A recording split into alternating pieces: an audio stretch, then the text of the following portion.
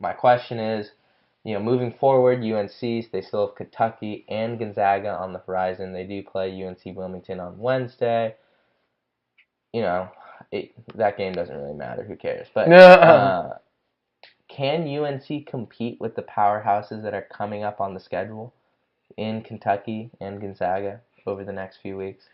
Oh man, one player in college basketball that has been getting a decent amount of buzz lately, that I think is one of the most talented players in college basketball at the moment is Rui Hachimura. And Rui Hachimura, if UNC doesn't get a handle on that defense, the monster that Rui Hachimura is, he's going to expose our guys, and then the shooters around him could just make it even worse. I mean, perimeter defense, Michigan shot lights out on us, and it's worrisome for me if a team like Gonzaga, who, along with Rui, has capable shooters around him, it could be a very ugly game very fast.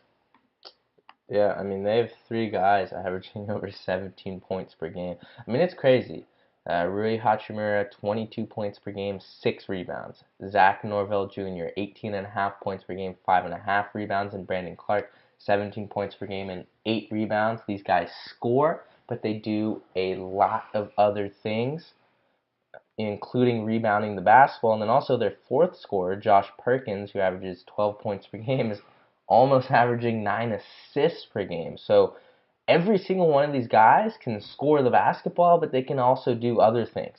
They can distribute, they can rebound, they can play defense. Everyone can shoot on that lineup as well. And they shoot. And what was the one thing that we saw Michigan do? I mean, how many times did UNC let a wide open Michigan player shoot a three? And I don't know if that's them not knowing that this guy's a shooter, or it's bad discipline, or, people are just getting beat off the ball. If you're getting beat off the ball with a dribble, with a straight line drive, then you're not going to be able to do much defensively, because then they have to help. I did see Luke May get caught behind on a backdoor a few times. I saw it with someone else. So there seems to be just a little bit a lack of focus discipline-wise.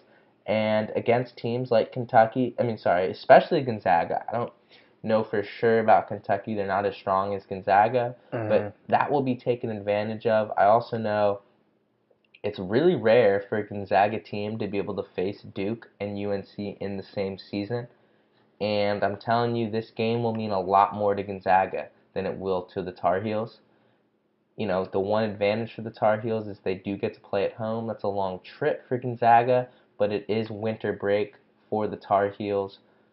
And that means there won't be a raucous crowd. It will be the 65-year-old white dudes filling and packing the house. They'll be golf clapping all 40 minutes of the game, but so that we'll chalk that up to just neutral. I think the home court. It'll help the Tar Heels a little bit just because of travel, but I think the game will mean a lot more to Gonzaga than in terms of Kentucky. They're not as good. They have a lot of scores, 4 double-digit scores. But they have shooters too, and that's proven to be a weakness. Two of their top 4 guys shoot over 57% from 3. And right now, if UNC is facing a team that shoots the 3 well and has guys that can get to the rim, I don't think they're going to be able to beat them unless you just see, a Luke May explosion on offense, or Kobe White, Kenny Williams, or Cam Johnson. Cam Johnson needs to play better. You can't have 0 points in a big game if you're Cam Johnson. On offense, he's probably the go-to guy right now. If not, you could say Kobe, but he's a freshman. Cam, this is your 5th year, or 6th, whatever the hell you are, 5th year. You can't have 0 points for as long as he had in a huge game against Michigan. You're the leader. You're on the road.